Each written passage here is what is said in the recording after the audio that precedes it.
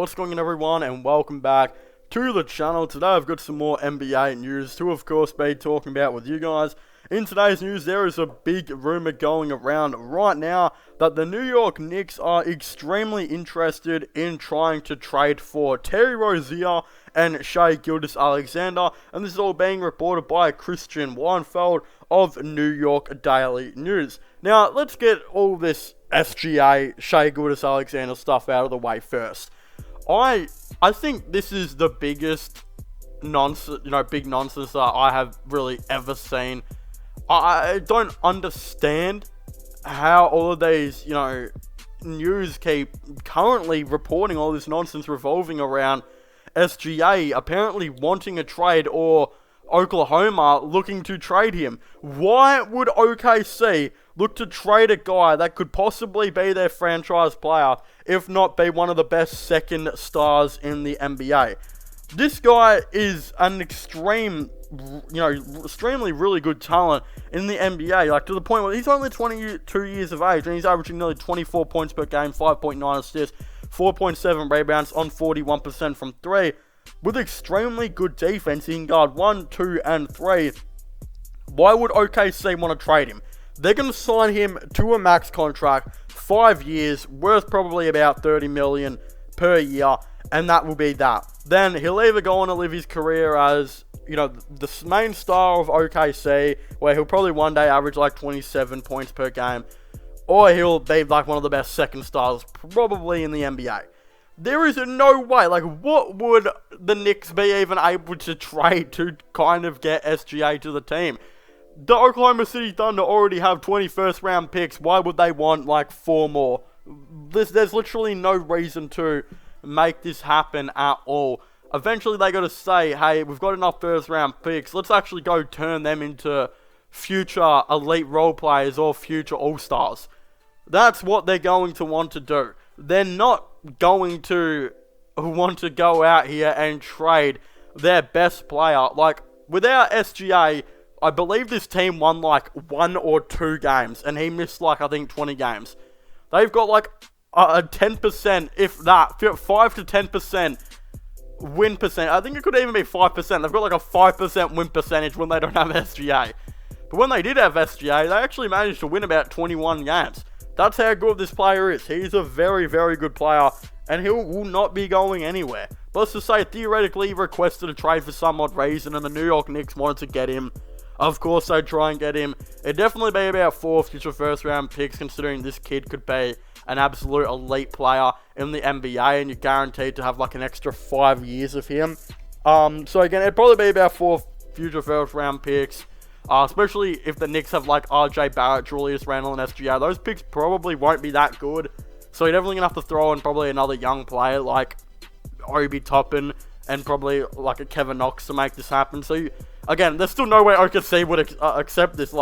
4 picks that are probably going to be 20, every single year, with a couple of young players that are unproven, for a player that could be very elite in the NBA.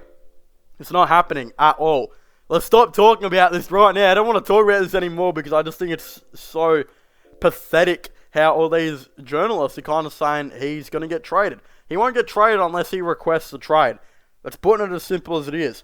But Terry Rozier as well is another dude that I don't think is going to get traded. I think the Charlotte Hornets have a really nice core. They've got a coach that's been there for quite a while. But I think they will keep him because even though I don't know if he's that good, there aren't exactly too many better coaches out there at the moment. So again, what they'll do is Gordon Hayward, they'll roll at small forward again next year.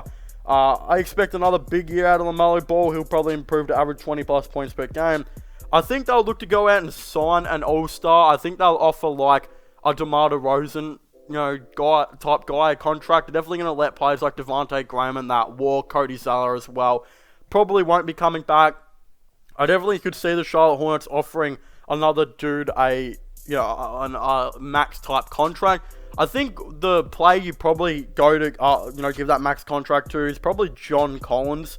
Because the way I see the Charlotte Hornets team, they will have cap. They'll have Gordon Hayward on about a $30 million per year type deal. I think Terry Rozier will be on about 20 million. Then they've got LaMelo Ball's contract, and all the rest of the players will either be traded or will be free agents, so they'll have quite a bit of cap left. So they'll probably offer John Collins a deal, and then I think they'll offer like Andre Drummond maybe like 10 million a year or something like that, because they desperately need a rebounder.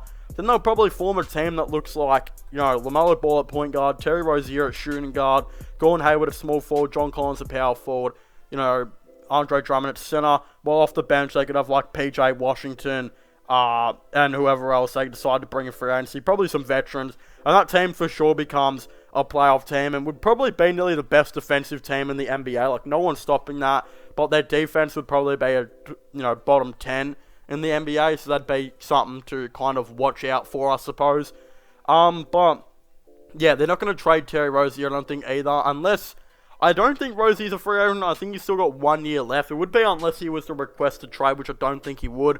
Or unless the Knicks overpaid. Of course, maybe they just say, hey, we really want a dude like Rozier, which they don't really need, to be honest. Like, they've got enough of those ball-dominant scorers, like, Derrick Rose, Emmanuel Quickley, Julius Randle. I don't think they need another ball-dominant scorer, so that kind of throws the potential of getting Terry Rozier in out the window.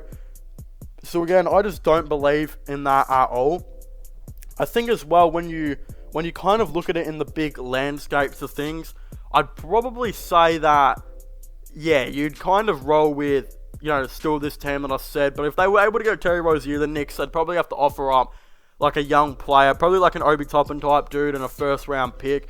Probably gets you the deal done, considering he's only got 1 year left on his contract. You probably wouldn't have to give up too much for him. But again, Terry Rozier is still a highly efficient scorer, averaging 20 points per game, and was probably the Charlotte Hornets' best player all year on a team that was very, very close to making the playoffs. So again, you're pretty much asking a team that nearly made the playoffs to trade away their best player.